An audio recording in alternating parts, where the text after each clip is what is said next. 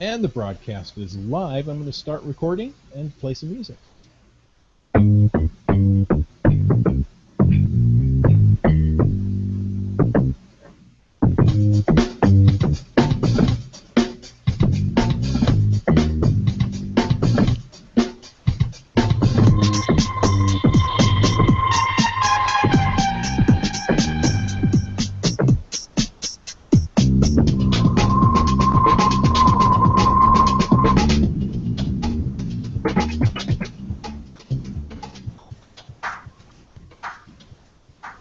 Well, welcome to Caching in the Northwest. This is the only podcast dedicated to geocaching in the Great Pacific Northwest. We'll talk about caches and cachers unique to this little corner of the country. So grab a passport and a map. It's time to go caching in the Northwest. And it's time to bring in our GeoCoin Challenge chimp. Some say that he chases shiny objects, and others say he just likes to play peekaboo. All we know is he's called Land Monkey. All right. Well, thank you very much. And we are privileged this evening to have as a guest tonight Annette, Peach and Pete, to discuss the Auburn Geocaching Adventure 2015. And the GC code for that, if you're curious, is GC627EA. Thank you very much. I'm glad to be here. Well, thank you. And for all you returning listeners, now we know we love hearing from you and your favorite Northwest caches and those caching locations right here in the Northwest. We'd like to hear that in your own voice. So each week on our podcast, we get to play a bit of audio that you have recorded. So be sure to use the voicemail tool on the website and send us your favorite cache, and we will play it on the podcast soon. You know, your message needs to only be about 15 seconds long. That's enough time to say your geocaching name, the GC code, the name of the cache, and why you liked it. Now, as many of you know, when we have a guest on the show, we like to ask them their favorite Northwest cache. So, Annette, we're going to put you on the spot right here and right now. Do you have a favorite Northwest cache to share? Well, my personal favorite is the Washington State Parks 100 Steamboat Rock cache, mainly because Pete and I are one of only 11 caching names that have found all 103 of the special state parks caches that were placed in 2013. This one was not easy, particularly in terrain, and I'm especially proud that we did it, being that we're not at all very young, but we're young at heart. You know, Annette, I was camping at Steamboat Rock State Park just before that cache was published, and it really is a beautiful area, and the view from the top of the rock is absolutely incredible. So I haven't been back since. I haven't been able to go get that cache, but congratulations to you and Pete. Thank you. Well, thank you very much for sharing that with us. And folks, we're gonna flip over to a little bit of geocaching news here, and on that topic, you may recall a few weeks back we had a story from the geocaching.com blog encouraging local cachers to put on their own local, I believe I was referring to it as GGIF or GGIF events, since we were debating the hard or soft G there, but the Geocaching International Film Festival as a replacement for the weather-cancelled GGIF event in August at the block party.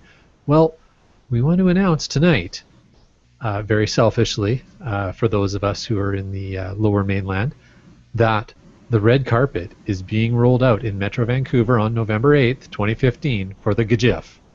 So save the date in your calendars, keep your ears and eyes on this podcast, on Facebook, on Twitter, for the event page being launched very soon. It promises to be a very fun evening, rain or shine. How very nice. Land Monkey, I apologize. I should have gotten a drum roll ready for you. That's all right. We'll do a monkey roll later. Oh, yeah, there you go. I know you've been building this up a little bit on Facebook, so it's exciting. It will be. We're really excited about it, and we've got a lot of great ideas and a really active event team already coming together to make this just so much fun. Nice. Well, you may notice that Wits End isn't with us tonight. He had another engagement, and so it's just Land Monkey and I, but we get to talk to Annette. But before we talk about the Auburn GeoCoin Challenge, the Caching in the Northwest research staff, let me back up and say, you see the three hosts, but you don't see the huge staff that we have to support this podcast.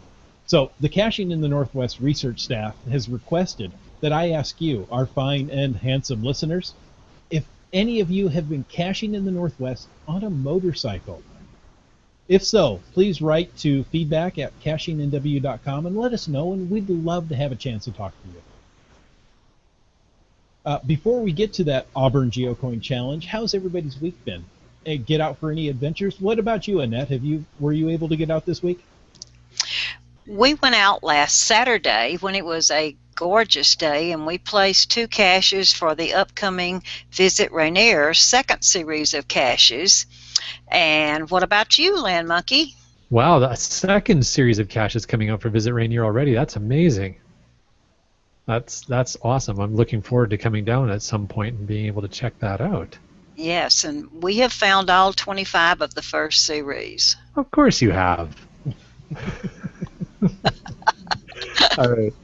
Well, thank you very much, Annette, for asking. And I have to say, last weekend, us Land Monkeys got ourselves out to the city of Richmond to tackle a couple of big and fun multis. We attended an Intro to Caching event put on by the BCGA, as well as we got out in our kayak and grabbed some caches off some small islands in the Fraser River.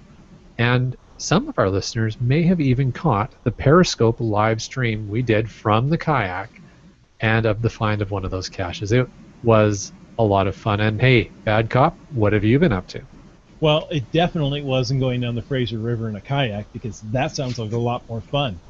But, you're always so polite to include me. Thank you. I've been working on filling out my cache finds calendar, and several times this past week I've dragged Wits End with me to find. I've dragged him without me. No, I dragged him out with me. Funny how the English language is, to find a quick lunchtime cache. Now I've still got a long way to go. I got about 80 days, but each day to complete is a step closer. Now, those 80 days aren't contiguous, are they? Is it like gaps in the calendar? Not even close. Yeah. No. So, it's September. I still have a date in August that I need to fill, so it'll be a while. Okay. Now, do you have the 29th of February? Yes, I already do. Okay. That one's a tricky one. Well, it is, because it doesn't come around all that often. No, I think on average about every 4 years. Yeah, that's right. Okay, good stuff. Well, our guest tonight is here to tell us about a fun adventure that we could all join in on, the Auburn Geocaching Adventure 2015. So, Annette, could you perhaps give us a bit of a high-level background on what folks can expect if they attend? Sure, I'd be happy to do that. They can expect to have 20 new geocaches that'll be released on Saturday morning, October the 17th at 9 a.m. Some of the caches are in newer or lesser known parks in the Auburn city limits. And for those that live nearby, they may think they know all the Auburn parks, but I'll almost guarantee they do not. And Auburn has at least 2 parks that are pretty new to the system, and I would almost guarantee that a lot of people have not been in those parks. So we're happy to place some new caches and bring them to that area. We spread them all around the whole city of Auburn. Nice. Now, I've done a little caching in Auburn. I live in Tacoma. It's relatively close. But I know I haven't visited all the parks in Auburn. Tell us, when and where will this big event be held? Well, the kickoff is at Auburn City Hall in the council chambers. That's at 25 West Main Street in Auburn, in downtown Auburn. We'll gather around 8 o'clock or so for a short program and have a light breakfast. We're going to have just a modest charge for that, and we're working on that with a caterer right now. I'll have information up on the cache page listing before very long about that. And then the caches will be released at 9 o'clock for everyone to go find. Fantastic. That sounds like a pretty action-packed morning there. So, speaking of action and activities, are there any activities for either non-cachers or little ones who might be coming along? Well, we've been teaching Geocaching 101 classes for Auburn Parks for over a year now, and I will also, or we will, do a class that day for those that know absolutely nothing about geocaching, or maybe they need a refresher and some additional information about it.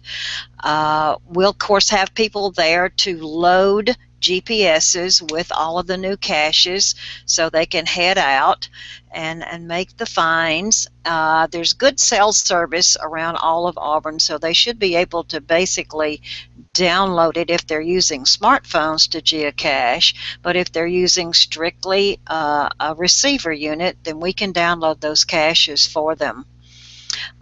We know that there are a lot of families in the South King County area that cache as a family unit, so we hope that they bring the kids and involve them in the search, as none of these caches are meant to be hard in either difficulty or terrain.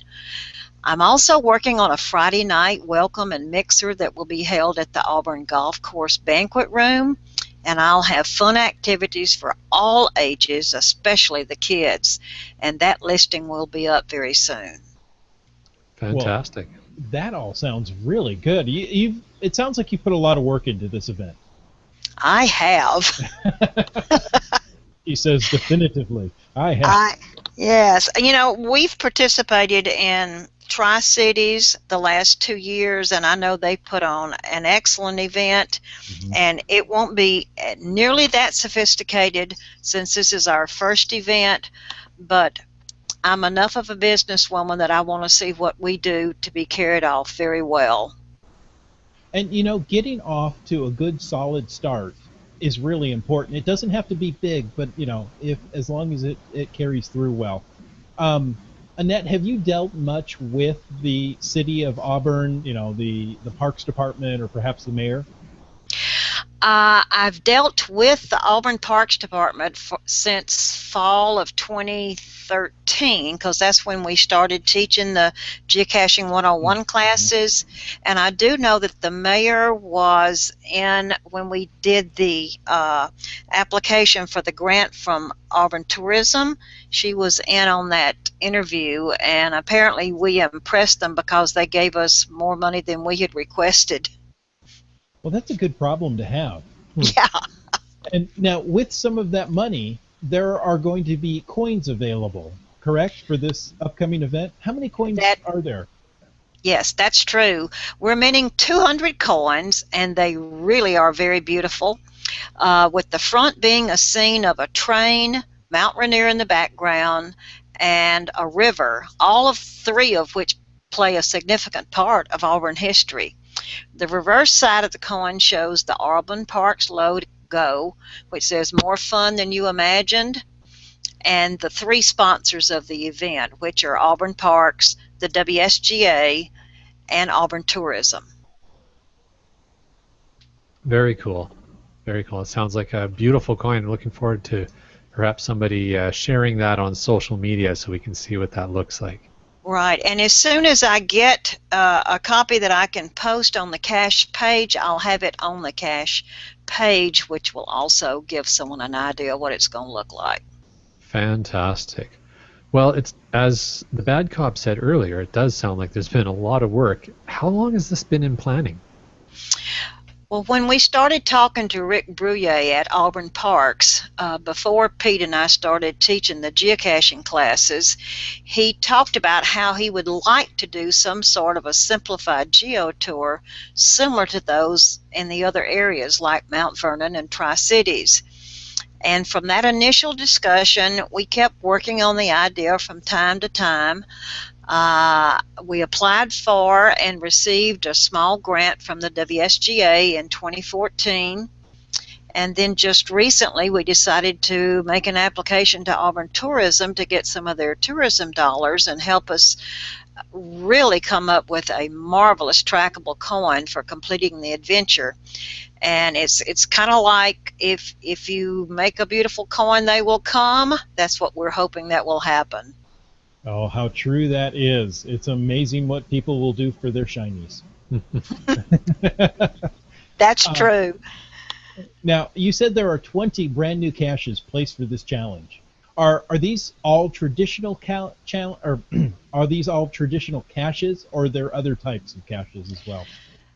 We've made them all traditional caches, and they all should be in either small or regular size, and they're all lock and lock containers. Some of them I think are a green color, some of them are a brown, but we want it to be as consistent as possible for those that are participating in the event, so they know what they're looking for basically when they go to find the cache. Mm-hmm. Mm-hmm.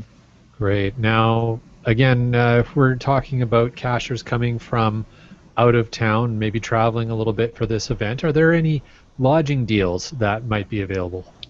I am currently working with Auburn Tourism, and they're trying to put together a couple of places that would offer some discounts, both hotels, motels, some restaurants, maybe some coupons that'll be in the packet that I give them on Friday night, and I hope to have that info added to the cache listing page very soon also.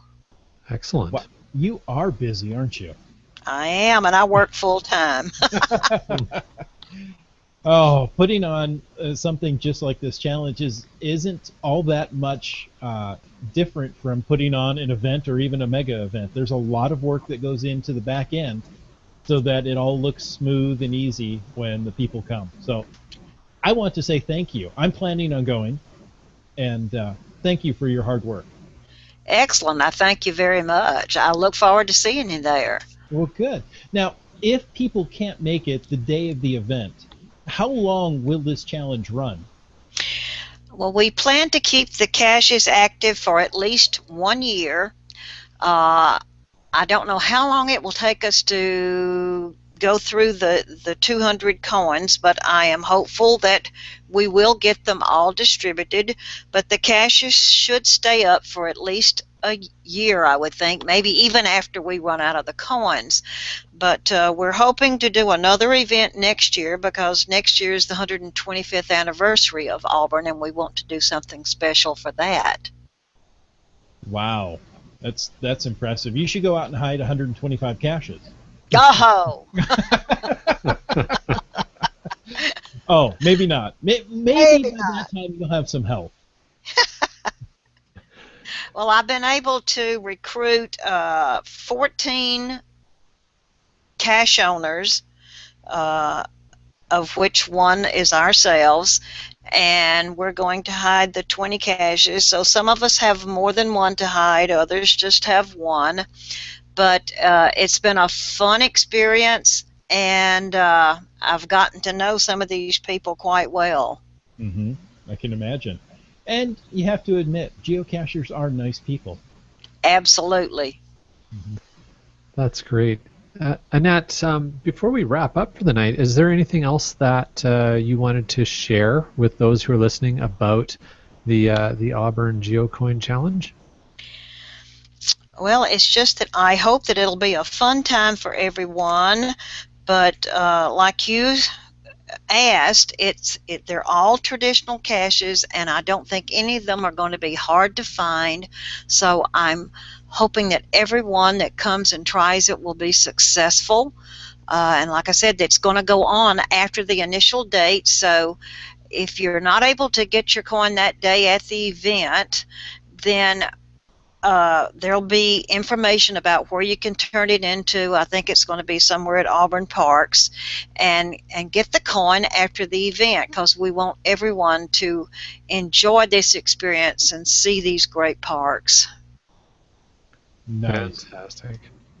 Now, Annette, I have another question. When you said you had, or Auburn City Parks had heard from Mount Vernon and some Tri-Cities that this whole GeoCoin challenge really does work. It brings in tourism dollars. Was it a hard sell to Auburn Parks, or were they already convinced?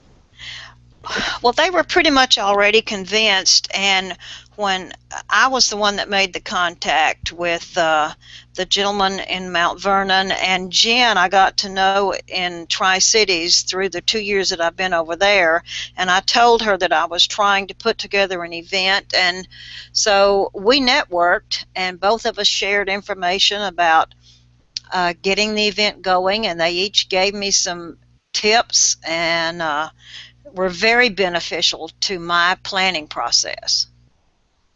Very good. I've heard such good things from Jen in the Tri-Cities, and she's very open to coming, or at least speaking to other parks department and other cities to get these GeoCoin challenges off and running in other cities. So that's really nice. I think this is a great idea.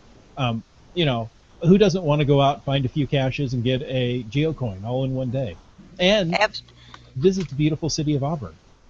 Absolutely. And even though this isn't an official Geo tour, because they're quite pricey if you actually name them a Geo tour, that's why this is called the Geocaching Adventure.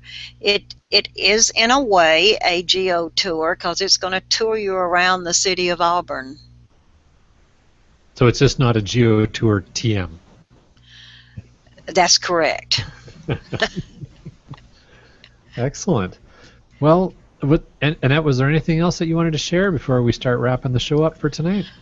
Well, if they have any questions, they can go to the geocache listing, which we said was GC627EA.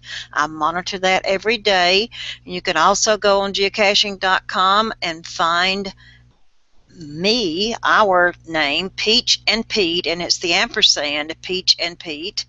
And they can write me a message or send me an email and ask me a question, and I'll get back right to them. Fantastic. It's very generous. Oh, sorry. No, go ahead, Badcock. I'm saying I will put both of those, not only the GC code, but the Peach and Pete into the show notes, so you'll be able to click on it. And Annette, I'm guessing you might be Peach of Peach and Pete. How did you guess? Well, I have an incredible grasp of the obvious. Was it the accent? It might have been. So you can tell that I'm not a lifetime Pacific Northwest resident. We picked up on that. Close. But I've learned to love it up here, and I'm not sure I could move back home. I still have some family down there, but one son up here, and I've learned to absolutely love it up here. It's my home now. Awesome. You know, that's the same for me as well. I moved out here over 25 years ago, and this is home. So I think the Pacific Northwest does that to people. I think it does. Well, I thank you both for your time tonight and helping us get the word out about this event. You're very welcome. Thank you for coming on the show. Now, Bad Cop, where can folks find you if they would like to contact you?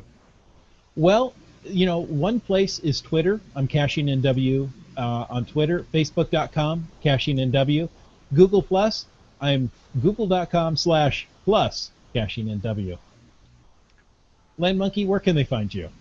Well, the website is landmonkey.blogspot.ca. On Twitter or Instagram, we're at LandMonkeyGC. Facebook, Team LandMonkey, and YouTube, well, geez, just look for LandMonkey. And if you follow us on Twitter or Instagram, you can now also find us on Periscope every once in a while, including this morning, where I did a quick little video of a bunny that I was encountering while I was mudseeing. A bunny cam. Yes. How very nice. Now, our research department has been busily working away, and we have some more great shows lined up for you. Now, next week, September 24th, is our long-awaited interview with Heidi O'Brien about the Helena Geotour and the Wild West Cache Bash. On October 1st, LandMonkey and I will recount the highlights from the Cache Splash Dash event in Long Beach, Washington. October 8th, we're going to be joined by a good friend of this show, Terry Hadwin from the Gold Country Geotour Association, to answer all your questions about the Gold Country Geotour and events. So if you have any, send those to feedback@cachingnw.com. We can get those to Terry, and she'll be able to give us some great information. See if you can throw a curveball at her, because I haven't been able to get a question that she can't answer yet. And on October 15th, we're hoping to have Chief Munzer Rob Vardaman with us live on the show. That's Coach V, to get us updated on the brand new Munzie 3.0 app. There you go. So yeah, some great shows lining up. We're really looking forward to that, and we really want all of your guys' questions and feedback to just help us make the shows even better. And we most importantly want to thank you for taking the time to listen to this episode of Caching in the Northwest. You can be a part of the show. Call 253-693-TFTC and leave us a comment, ask a question, help us find your MySpace page any time of the day or night. And of course, you can email us at feedback@cachingnw.com. Also, your support helps to keep quality shows coming. And if you like this quality show, please click the PayPal button on the cachingnw.com website. The more you click, the higher the quality. All right, so this show is licensed under a Creative Commons Attribution 3.0 license, copyright 2015 by Chris Umfenauer. Good night, folks. Thanks for listening.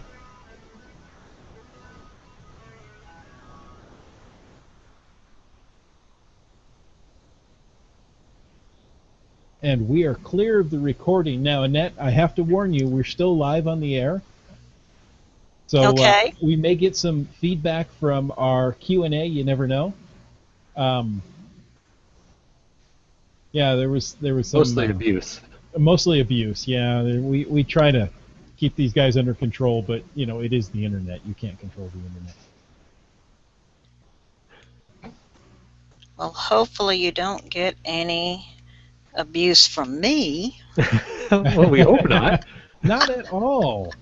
I gave you enough abuse at the initial login. Not a problem. Now, IHAM says he says once again we're reminded that he is the bad cop, and I don't know what he's referring to. I'm not sure what the context was. Yeah, you were really in this show. You were untypical. Untypically. I can't speak. Untypically. Anti-typically. No. Anti-disestablishmentarianism. We going back to Steamboat Rock, we so enjoyed our time there. We had a week there, borrowed a friend's RV, and stayed in the park. And it was one of these things that, you know, I took our kids, and RV isn't really camping. Because, you know, at 1 in the afternoon, you get a little sleepy, you can go into the air conditioning and take a nap. That's not camping. You know, that's a hotel stay on wheels. So it was a very unique experience for us. My daughter and I climbed up to the top of Steamboat Rock, which was absolutely gorgeous. And it was one of those things that, you know, we brought the RV, we parked it, we didn't move for a week. And it was nice to relax. Yes, when my husband and I married 19 years ago, he asked me, was I a camper? And I told him that my first husband and I had never done any camping, and that my idea of camping was a Holiday Inn. Mm-hmm. Now, since that time, he does have a motorhome, so I have learned to camp in the motorhome. Now, I think I am way past tent camping on the ground. You know, this summer, well, before the summer, in the spring, I asked my son, you know, let's go do something as father and son. And he wanted to go camping. He wanted to go tent camping because he's never been. And so I decided, well, let's go down to Mount St. Helens in that area and go tent camping. So we went down for a couple of nights, and we actually had a lot of fun. You know, I cheated. I brought a mattress because, well, you know, at my age, the ground is just too low and hard. But he wanted to sleep on the ground, so he slept on the ground in his sleeping bag, and we had a blast. Now, I'm just looking this up to see on the map where this Steamboat Rock is, and we've actually been relatively close. Yeah, we've been to Electric City, we've been to the Grand Coulee Dam, but I guess we just didn't realize that all this was down there. To Electric Avenue. Probably. I've been to a few Electric Avenues. One of our listeners, who's Hubadub7, says he went to one of your Peach and Pete's geocaching classes. Ah! So look at that. Even here in this little world of podcasting, you're making an impact. So thank you. Well, excellent. Thank you. I'm glad to hear that. Brylang, who's up in Land Monkey's neck of the wood, says he's tempted to go to Auburn for the event, but he'd have to get up around 5 a.m. to drive there. Well, he can come Friday night. And yeah, exactly. I'm not seeing any problem with that. Oh, okay. I am elaborated why I was the bad cop today. Asking Annette for 125 caches for Auburn's 125th seems pretty bad cop to me. I just want to go find 125 caches. Go to Mount Rainier. Well, there are at least 125 around in the city. It's just that these are 20 brand new ones. And we've got some pretty active geocachers in that area. And it was a bit difficult at times to find a place where I could put a new cache that was legally far enough away from those that are already placed. Mm-hmm. Mm-hmm. I imagine that can get to be a challenge. I think we find most of the larger towns and cities in the Northwest, we run into those challenges, the cache density issues. Mm-hmm. And to be able to put a quality cache in a good spot. There may be a hole, but you don't want to take somebody to a parking lot. You want to go to a park or a nice viewpoint to do that. Yeah. Right, and you don't want something that's going to be muggled too easily either. So you have to. I did quite a bit of scouting of each one of these parks and made some suggestions to the COs so that they would at least have a hint of where they could start looking. Nice. So Annette, we have another question from Brylang, and it's, what camping is there near Auburn in October? Okay, the Game Farm Wilderness Park does have an RV park, and they would probably have spaces that are available. And bears that you can cuddle up with to stay warm? I don't think they have bears there. I don't know if they'd let Bryling out of a game park. Well, there are two parks. There's the Game Farm Park, which has a lot of ball fields, and it has about 3 caches inside that park. And then there's Game Farm Wilderness Park, which is parts of it are not totally developed. And it does, and I learned this myself this past year, it does have an RV section that will hold about 20 different RVs of different sizes. Interesting. It's funny. I've get Bryling, I know particularly, has asked about camping before, and I was like, I don't know any camping areas. I live here. I don't look for camping. I find myself it's one area where I just don't know enough. There you go. Bryling says GCD. He's trying to end the podcast, is what he's trying to do. I'm going to delete that. No. All right. Taking control. Well, Annette, was there anything else that you wanted to chat about tonight? I can't think of anything else right now. I do thank you for the opportunity to talk about our little event. Well, we appreciate you coming on and sharing about it. It's unfortunate for some of our listeners that we are a little bit further away. It's a bit more of a adventure, but we do cover the entire Northwest with the podcast, so I'm sure there'll be many listeners for whom this will be a very easy event to get to on the weekend. Excellent. I thank you both for your time. Yeah, I think you'll be surprised. I don't think you'll have those 200 GeoCoins for very long. Okay. I think those will go out quickly. Let's see. Brylang says, I'm a tent camper, no RV for me. There's also room in that park for some tent camping, too. Oh, there you go. And IHAM says there's also a KOA between South Center and Kent. That is true. So that's not another too far away. space, but it's farther away. Well, Annette, thank you so much for coming on tonight. I'm going to go ahead and end the podcast. Folks, Thank you for all your great comments. We'll see you next week. Have a great week.